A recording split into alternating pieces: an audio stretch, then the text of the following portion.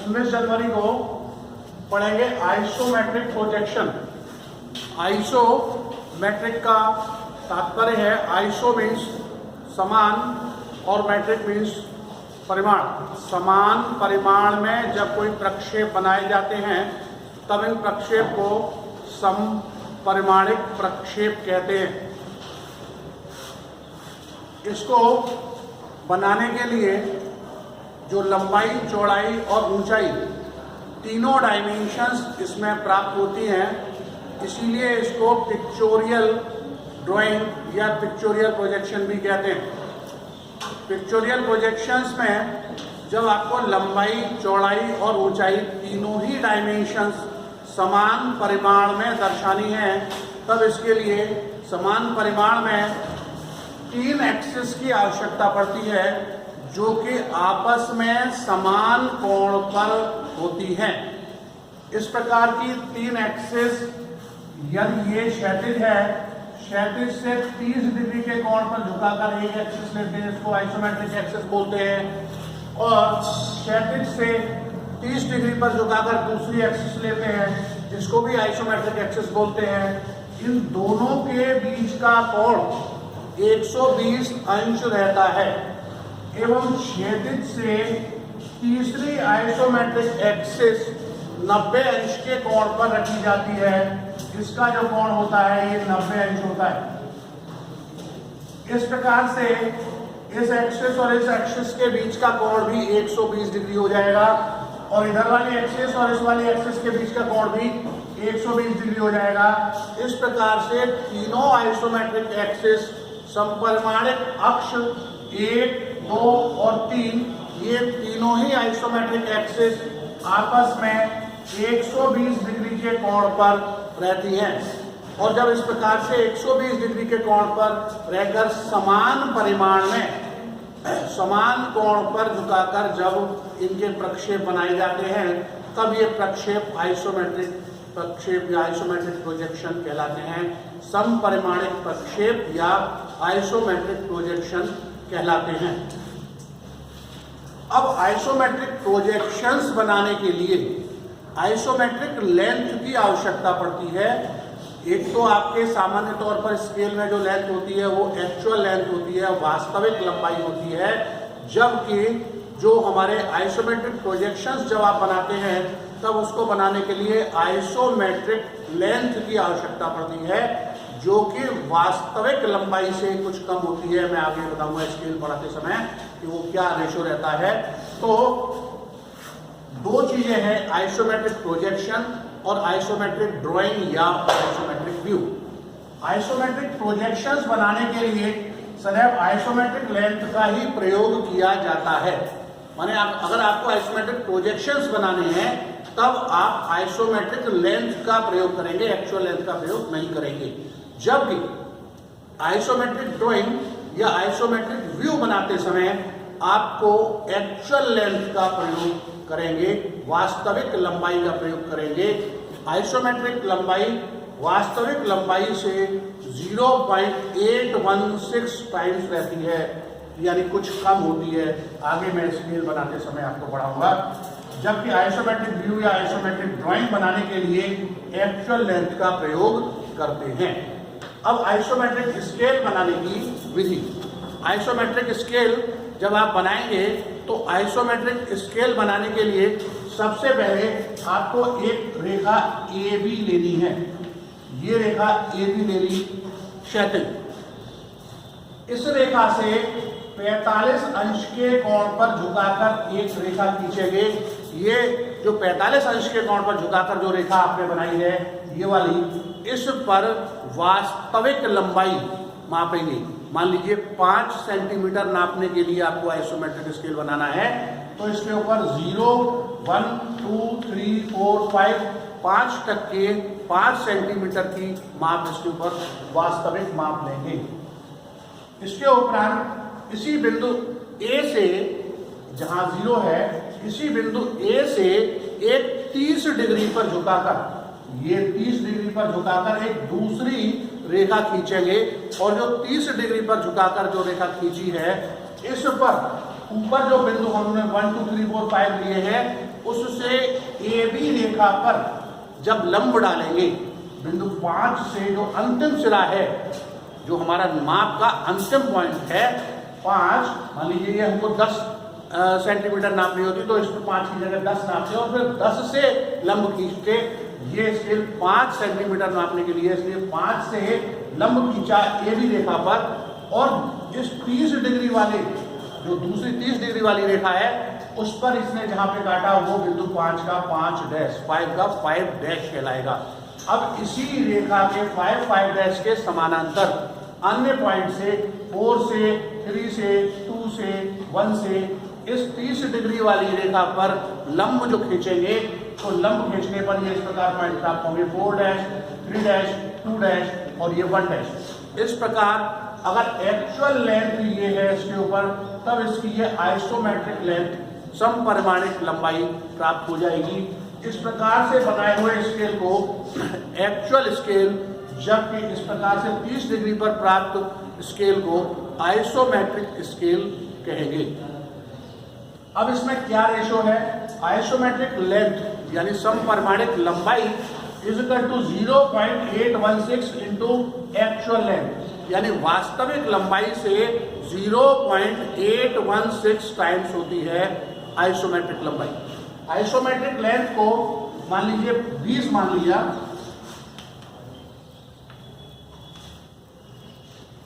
Actual length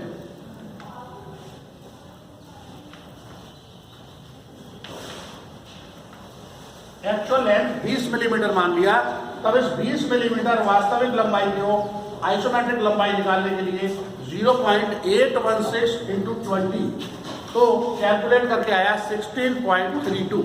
इस प्रकार से वास्तविक लंबाई यदि 20 मिलीमीटर थी, तब उसकी आइसोमेट्रिक लंबाई 16.32 प्राप्त होगी, यानी वास्तविक से कुछ कम प्राप्त होगी। और ये कुछ कम कितनी है? 0.816 टाइम्स। इस प्रकार से हमको किसी भी डायमेंशन के लिए, एक्चुअल लेंथ के लिए कैलकुलेट करके 0.816 से गुणा करके उसकी आइसोमेट्रिक लेंथ प्राप्त की जा सकती है। अथवा दूसरा तरीका, हम इस स्केल के द्वारा भी, वास्तविक स्केल के द्वारा भी आइसोमेट्रिक स्केल कन्वर्ट करके भी स्केल से आइसोमेट्रिक लेंथ प्राप्त कर सकते हैं। दोनों तरीके से आप आइसोमेट्रिक लेंथ प्राप्त करेंगे। इसके बाद आइसोमेट्रिक प्रोजेक्शंस हम 2 पार्ट में बनाएंगे। प्रथम part isometric projection of planes, plane figure के आइसोमेट्रिक प्रोजेक्शंस। अभी isometric projection of planes, plane figure, plane यानी तल, जैसे कि त्रिभुज है, आयत है, वर्ग है, पंचभुज है, षटभुज है, वृत्त है, अर्धवृत्त है, ये सभी प्लेन्स के आइसोमेट्रिक सीखेंगे सबसे पहले। इसके उपरांत भी हम सॉलिड्स के, ठोस के आइसोमेट्रिक प्रोजेक्शन बना पाएंगे। तो सबसे पहला आइसोमेट्रिक प्रोजेक्शन ऑफ प्लेन्स में स्क्वायर लेते हैं। स्क्वायर यानी वर्ग, ABCD एक स्क्वायर ले लिया।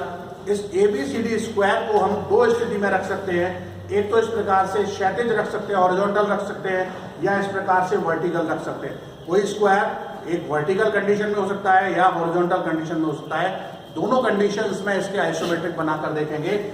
आइसोमेट्रिक बनाने के लिए एक ये क्षैतिज रेखा खींचेंगे। इससे जो आइसोमेट्रिक एक्सिस आपने पहले पढ़ी थी, 2 एक्सिस 30 डिग्री पर क्षैतिज डिग्री से होती है और तीसरी 90 डिग्री पर होती है। आपस में तीनों एक्सिस 120 डिग्री के कोण पर होती है। उसमें से क्षैतिज बनाते समय, क्षैतिज अवस्था बनाते समय क्षैतिज से, हॉरिजॉन्टल से 30 डिग्री पर झुकाकर 2 आइसोमेट्रिक एक्सिस ए और ये दोनों लेंगे। इस पर ए बी के बराबर की दूरी, मान लीजिए ये पॉइंट ए मान लिया, इस ए पॉइंट से ए बी के बराबर की दूरी इस वाली आइसोमेट्रिक एक्सिस पर काटेंगे, ये बी हो जाएगा। और इधर वाली आइसोमेट्रिक एक्सिस पर ए डी के बराबर की दूरी काटेंगे, ये डी पॉइंट हो जाएगा। इस ए डी के पैरेलल बी पॉइंट से ये रेखा जब आप खींचेंगे और बी पॉइंट से ए डी के पैरेलल यहां से रेखा खींचेंगे, तो जहां पर, जिस स्थान पर ये दोनों रेखाएं आपस में काटेंगी, बिंदु सी कहलाएगा। इस प्रकार से ए बी सी डी इस स्क्वायर का, वर्ग का आइसोमेट्रिक प्रोजेक्शन क्षैतिज अवस्था में प्राप्त होगा।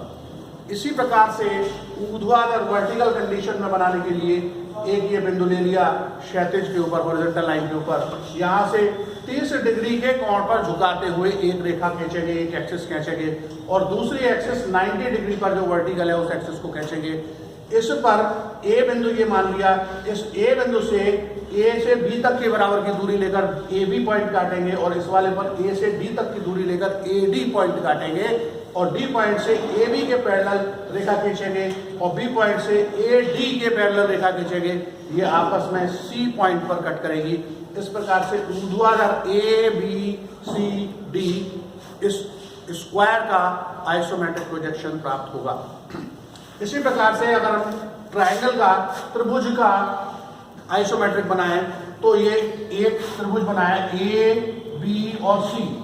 इस ए बी सी ट्रायंगल को बॉक्स में बंद करेंगे तो ए और बी बिंदु से हम ऊपर की ओर लंब रेखा खींचेंगे और सी से स्पर्श करते हुए इन दोनों रेखाओं को जहां काटेगा वहां पर मिला देंगे। इस प्रकार से ए बी ओ पी एक ये बॉक्स बन जाएगा, स्क्वायर बन जाएगा। अब इस ए बी ओ पी जो बॉक्स है या स्क्वायर है, इसके आइसोमेट्रिक प्रोजेक्शन हम ऊपर वाली विधि से ही बनाएंगे। क्षैतिज ले लिया, इससे एक एक्सिस ये ली और दूसरी एक्सिस इधर ली। इस एक्सिस पर बी पॉइंट काटेंगे और इधर वाली एक्सिस पर ये पी पॉइंट यहाँ काट लेंगे और इसके समानांतर ए पी के समानांतर बी पॉइंट से रेखा खींचेंगे और ए बी के समानांतर पी पॉइंट से रेखा खींचेंगे तो ये काटेगा ओ पॉइंट पर। ओ और पी के बीच में, ओ और पी के बीच में जहाँ पर सी है, सी तक की दूरी कंपास में लेकर यहाँ से जब काटेंगे तो ये पॉइंट सी मिल जाएगा। इस सी पॉइंट को ए और बी से जब आप मिलाएंगे तो ए बी सी इस त्रिभुज का क्षैतिज अवस्था में आइसोमेट्रिक प्रोजेक्शन प्राप्त होगा। इसी प्रकार से ऊर्ध्वाधर बनाने के लिए ये क्षैतिज ले लिया, 30 डिग्री पर झुकाकर एक एक्सिस लेंगे और दूसरी एक्सिस ऊर्ध्वाधर ले लेंगे। इस बिंदु को ओ मान लिया, ए मान लिया। ए पॉइंट से ए से बी तक की दूरी लेकर हम यहाँ से ए बी रेखा खींचेंगे और इस एक्सिस पर पी तक की दूरी लेकर ए पी पॉइंट खींचेंगे। पी पॉइंट से ए बी के समानांतर रेखा खींचेंगे और बी पॉइंट से ए पी के समानांतर रेखा खींचेंगे। जहां पर ये काटेगा पॉइंट ओ प्राप्त हो जाएगा। अब ओ और पी के ऊपर जो ये सी पॉइंट है, ओ से सी तक की दूरी लेकर इस पर जब काटेंगे तो पॉइंट सी प्राप्त हो जाएगा। इस प्रकार ए बी सी को मिला करके ये वर्टिकल कंडीशन में आइसोमेट्रिक प्रोजेक्शन प्राप्त करेंगे। इसी प्रकार से पंचभुज या पेंटागनल का ए बी सी डी ई एक पेंटागनल है। इस A B C D E pentagonal को इन सभी बिंदुओं से स्पर्श रेखा खींचते हुए आगे बढ़ाते हुए ये ओ पी क्यू आर एक स्क्वायर बना लेंगे। इस O P Q R square को प्रथम वर्ग की विधि से इस प्रकार से स्क्वायर बना लेंगे और बना करके ओ और पी के ऊपर ए और बी बिंदु है, ए और बी बिंदु काटेंगे। ओ से ए तक की दूरी और पी से बी तक की दूरी लेकर ए और बी पॉइंट काटेंगे। जबकि पी और क्यू के ऊपर सी बिंदु है ये, तो पी से सी तक की दूरी लेकर ये सी पॉइंट काटेंगे। इसके बाद आर और क्यू के बीच में ये डी पॉइंट है, तो क्यू से डी तक की दूरी लेकर ये डी पॉइंट काट लेंगे। और इसी प्रकार से ओ और आर के बीच में ई पॉइंट है, तो ओ से आर तक की या आर से ई तक की दूरी लेकर ये ई पॉइंट काटेंगे। इस प्रकार ए बी सी डी ई पांचों पॉइंट मिल जाएंगे। इन पांचों पॉइंट को अब आप क्रमानुसार मिला करके क्षैतिज अवस्था में इस पंचभुज का आइसोमेट्रिक प्रोजेक्शन प्राप्त करेंगे। इसी प्रकार ऊर्ध्वाधर स्थिति में बनाने के लिए ये क्षैतिज रेखा लेंगे, 30 डिग्री पर झुकाकर एक एक्सिस और वर्टिकल दूसरी एक्सिस बनाएंगे। इस बिंदु P से एक लंब खींचेंगे, ए बी के पैरेलल रेखा खींचेंगे और R से OP के पैरेलल रेखा खींचेंगे तो ये Q पर फिर काटेगा। प्रथम विधि के अनुसार हमने यहाँ पर ये आइसोमेट्रिक बना लिया स्क्वायर का। अब इस पर O और P के ऊपर A और B बिंदु है, O से A तक की दूरी लेकर A पॉइंट काटेंगे और P से B तक की दूरी लेकर B पॉइंट काटेंगे। A और B दो पॉइंट मिल गए। इसके उपरांत P से Q के बीच में C है, P से Q के बीच में C है, तो P से C तक की दूरी लेकर ये दूरी यहाँ से नापेंगे और इस दूरी को नाप कर यहाँ आर्क लगाएंगे तो C पॉइंट मिल जाएगा। इसी प्रकार Q और R के बीच में D पॉइंट है, Q और R के बीच में D पॉइंट है, Q से D तक की दूरी नाप करके ये D पॉइंट मार्क करेंगे। इसी प्रकार R और O के बीच में E पॉइंट है, R से E तक की दूरी या O से E तक की दूरी लेकर ये पॉइंट मार्क करेंगे तो E प्राप्त होगा। इस प्रकार से A B C D E पांचों बिंदु मिल जाएंगे। वर्टिकल कंडीशन में हम पंचभुज का इस प्रकार से आइसोमेट्रिक प्रोजेक्शन प्राप्त करेंगे। इसी प्रकार से इसी विधि से हम हेक्सागोनल का या षटभुज का भी आइसोमेट्रिक प्रोजेक्शन बना सकते हैं। षटभुज, सप्तभुज आदि का भी प्रोजेक्शन इसी विधि से बनाएंगे, बॉक्स मेथड से बनाएंगे। इसके उपरांत isometric projection of circle, circle का यानी वृत्त का आइसोमेट्रिक प्रोजेक्शन। सर्कल या वृत्त का आइसोमेट्रिक प्रोजेक्शन बनाने के लिए हमको इस प्रकार से हॉरिजॉन्टल और वर्टिकल दोनों कंडीशंस में आइसोमेट्रिक प्रोजेक्शन सर्कल के बनाने हैं। ये एक सर्कल बनाया, इस सर्कल के जो केंद्र है, सेंटर है, इनको मिलाया। इस सेंटर पर point A B C D 4 point केंद्र के प्राप्त हुए और इन चारों point A B C D से स्पर्श रेखा जब आप खींचेंगे तो एक बॉक्स बन जाएगा OPQR। OPQR एक स्क्वायर या बॉक्स बन जाएगा। इस बॉक्स को फिर हम स्क्वायर की विधि से आइसोमेट्रिक बनाएंगे। क्षैतिज में सबसे पहले 30 डिग्री पर खींच करके ये यहाँ से R से पैरेलल खींचेंगे O और P के, और P से खींचेंगे OR के पैरेलल, तो Q पॉइंट बन जाएगा। OPQR जो हमने रोम्बस बना दिया, स्क्वायर का आइसोमेट्रिक बना दिया। इसमें R और O के बीच में A पॉइंट है, R और O के बीच में A पॉइंट है, A पॉइंट इधर, B पॉइंट सेंटर में इधर, C पॉइंट इधर, B पॉइंट, ये चारों पॉइंट इनके केंद्र में जो है उनको इस स्थान से दूरी नाप करके प्राप्त कर लेंगे और इन केंद्रों को जैसे यहाँ मिलाया हुआ है इसी प्रकार से यहाँ पर उनको मिला देंगे। इनके जो विकर्ण हैं OQ इस प्रकार से और RP इस प्रकार से, इन विकर्ण को भी आपस में मिला देंगे। यानी केंद्र भी मिलाएंगे, ABCD के जो सेंटर्स थे इनको भी मिलाएंगे, A से C को और B से D को, और जो इनके विकर्ण हैं OQ और RP और OQ इनको भी मिला देंगे। इस प्रकार से ये इसकी 8 बिंदुओं को हम इस रोम्बस के ऊपर प्राप्त कर लेंगे। अब बिंदु O से जो सेंटर ऊपर वाले हैं C और D, ऊपरी छोर के अपोजिट कॉर्नर के जो सेंटर्स हैं वो निचले कॉर्नर से मिलाएंगे, यानी O से C और D को मिला देंगे। इस प्रकार से मिलाकर ये रेखा दोनों प्राप्त होगी। इसी प्रकार ऊपरी छोर Q है, इससे नीचे वाली भुजाओं के सेंटर्स मिलाएंगे A और B, Q से A और Q से B, QA और Q भी मिलाएंगे। तो जहां पर ये सेंटर लाइन PR के ऊपर ये काटेंगे, L1 और L2 पॉइंट प्राप्त होंगे, लोकी प्राप्त हो जाएंगे L1 और L2। ये L1 और L2 जो लोकी प्राप्त हुए, यहाँ L1 से केंद्र मानेंगे और LA के बराबर या LB के बराबर रेडियस लेकर के ये आर्क लगाएंगे। इसी प्रकार से L2 को केंद्र मानेंगे, LC या LB के बराबर रेडियस लेकर के ये आर्क लगाएंगे। तो इस प्रकार से दोनों सिरों के आर्क आपको प्राप्त हो जाएंगे। इसी प्रकार O बिंदु को सेंटर मानेंगे, OC या OD अपोजिट सेंटर जो है OC या OD, इतनी दूरी लेकर के ये जब आर्क लगाएंगे तो ये वाला आर्क प्राप्त होगा। और Q को सेंटर मानते हुए QA या B के बराबर की दूरी लेकर, QA या QB तक के बराबर की दूरी लेकर आर्क लगाएंगे तो ये इधर आर्क प्राप्त हो जाएगा।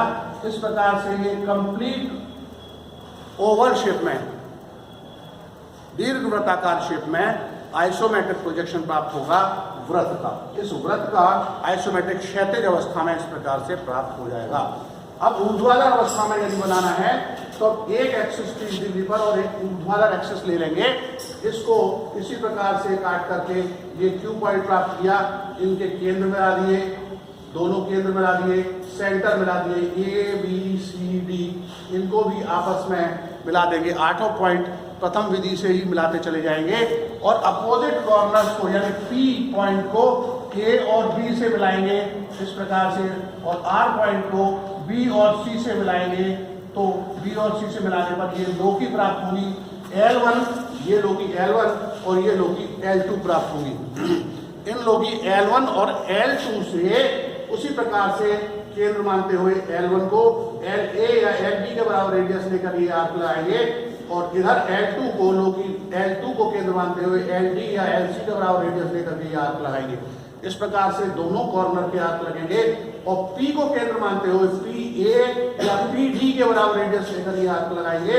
इधर R को केंद्र मानते हुए RB या RC के बराबर रेडियस लेते हुए ये आर्क लगाएंगे। इस प्रकार से ऊर्ध्वाधर अवस्था में वृत्त का ये आइसोमेट्रिक दीर्घवृत्ताकार आकृति में प्राप्त होगा। नेक्स्ट है सेमी सर्कल।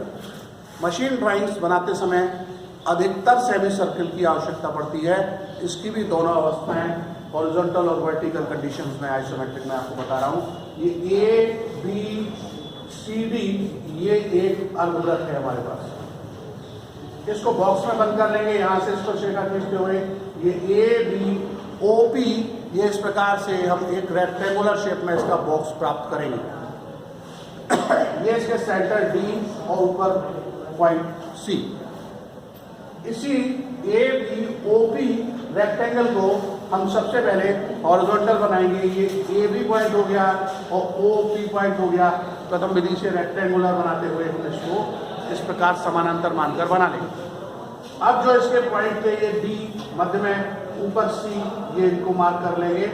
अब O A और P बिंदु जो है A और P बिंदु के बराबर की दूरी हम इसके नीचे PA को एक्सटेंड करेंगे नीचे की ओर और दूरी AP के बराबर की ले लेंगे।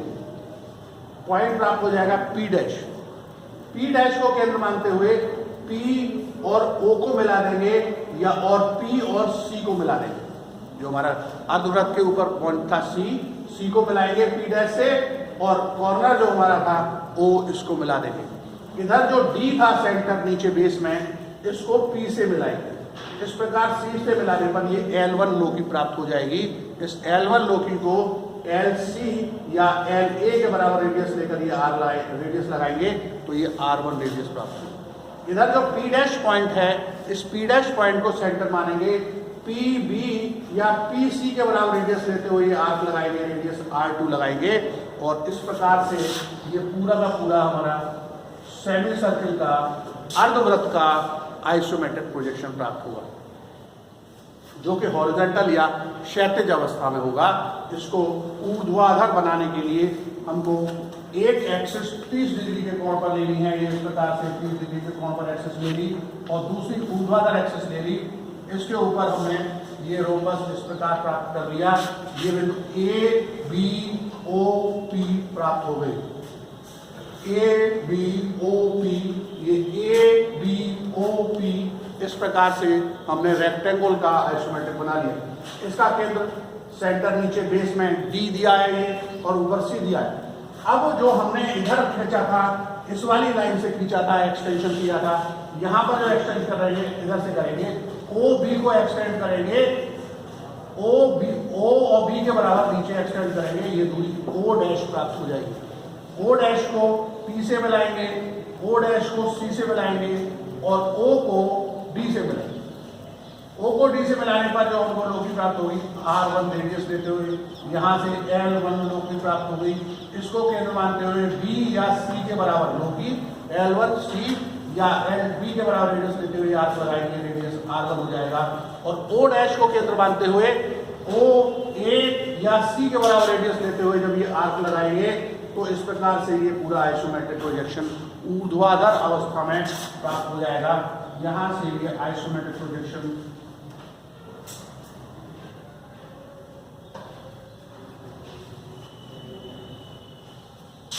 ऊर्ध्वाधर अवस्था में किसी भी अर्धवृत्त का आइसोमेट्रिक प्रोजेक्शन प्राप्त होगा। इस प्रकार से प्रत्येक प्लेन फिगर के आइसोमेट्रिक प्रोजेक्शंस मैंने आपको बताए हैं। इनकी अभ्यास करने के उपरांत ही आप ठोस के, सॉलिड्स के आइसोमेट्रिक प्रोजेक्शंस बना पाएंगे। अब सॉलिड्स वे ऑब्जेक्ट्स हैं जिसमें कि तीनों डायमेंशंस होती हैं। इसमें तो 2 ही डायमेंशंस हैं, लंबाई और चौड़ाई है। अब सॉलिड्स में तीनों डायमेंशंस होगी, लंबाई, चौड़ाई और ऊंचाई। तो इस प्रकार से लंबाई, चौड़ाई और ऊंचाई के तीनों डायमेंशन वाले ठोसों के अब प्रक्षेप बनाना सीखेंगे।